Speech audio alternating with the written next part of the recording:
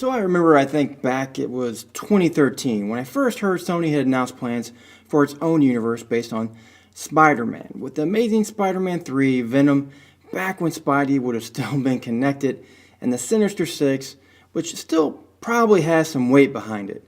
Of course, we all know what happened, just as well as we know Peter Parker's origin story. With Spider-Man now in the MCU portrayed by Tom Holland, which to me was a blessing. I could no longer see the Avengers without Parker, and was never a fan of Andrew Garfield's iterations to begin with. Despite all this, Sony has continued to work on many of his expanded universe ideas, like this year's Venom standalone project, and that's where Spider-Man Into the Spider-Verse comes into play, an animated film that spotlights a brand new Spider-Man, Miles Morales, that writer Brian Michael Bendis conjured up to take over the mantle of Spider-Man after Peter Parker was killed, offering Spider-Man Into Spider-Verse an opportunity to take a radically different direction, overseen by the duo of Phil Lord and Chris Miller, the minds behind such films as The Lego Movie and 21 Jump Street, and is directed by a collaboration of 3 different directors, Peter Ramsey, Bob Paraschetti, and Rodney Rothman, starring a loaded cast led by Shameik Moore with Haley Steinfeld, Jake Johnson, John Mulaney, Liv Schreiber. The list goes on and on. We even have Nicolas Cage, for God's sakes.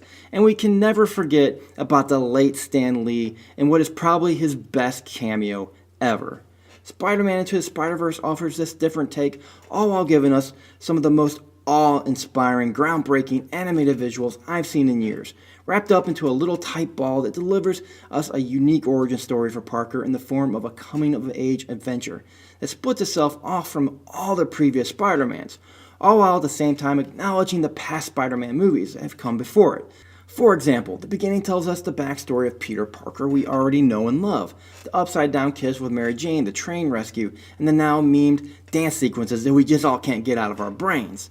To me, the story is pretty simple to explain, though. Miles is a high school student with a policeman father who doesn't see eye to eye with him and his affinity for creating street art, who is reluctantly attending a school for gifted children, where he feels completely out of place. One day, while creating graffiti in a subway tunnel with his uncle that he feels to have a deeper connection with, Miles is bitten by a radioactive spider, gifting him with all the abilities of Spider-Man, setting up all new trials and tribulations for Morales as he comes to try to embrace his newfound abilities. One day, while doing such, fate puts the now powerful Miles near Kingpin's massive super collider. As Peter Parker's Spider-Man tries to stop him, he is defeated by Kingpin in battle. Now the city's fate is put squarely on the shoulders of this new Spider-Man, a Spider-Man who doesn't even know where to start as he's just learning how to use his abilities while questioning himself. Who am I supposed to be? What if I don't deserve these powers? This is when another Peter Parker, played by the perfectly cast Jake Johnson, a 40-year-old slouchy, out-of-shape, washed-up Peter Parker from another dimension who's completely effed up his own life, enters the picture to help with some of these questions. The relationship between Morales and Parker is the highlight of this film. In this film, Spider-Man isn't just one singular individual. It's a concept that can be achieved no matter who you are, where you come from, or what you are. A girl, a man, a pig. Yes, I said a pig. And it's almost certainly no accident that the older multiverse Peter Parker, who mentors Miles, ends up learning quite a bit from Morales about how to repair his own life and respect other people. The team grows when these two meet other Spider people from other universes, including Haley Steinfeld, who is another that was perfectly cast as Spider-Gwen. She's so good, in fact, I now have hope for Bumblebee. But none of these characters get swept under the rug. Spider-Man Noir, Spider-Ham added for impeccably cast comic support. Each of these embody their own genres. Like the humor of this movie was so right on point, and there are plenty of jokes to play with. Nothing goes unnoticed or untouched. Cage's in particular is an absolute blast as a fast-talking, hard-punching Spider-Man Noir, who feels like he was dragged right out of Sin City, an obvious parody of the noir films of the late 40s and the 50s. Then there's the talking pig. Yep, I said it, guys, a talking pig. Spider-Ham, with the sheer foolishness of this character allowing others as extremely absurd as they may be in their own right, like the anime-influenced Penny Parker, to feel relatively grounded in contrast. For those of you who don't know the comics, you may find this all a little disturbing or confusing, because a lot of this was written with the idea of the audience coming to see this movie already knows the comics or is just really too young to really care yet. Bringing us to the final conclusion that only by teaming up and working together can they stand a chance against Kingpin and a handful of well-selected, stylishly set up villains.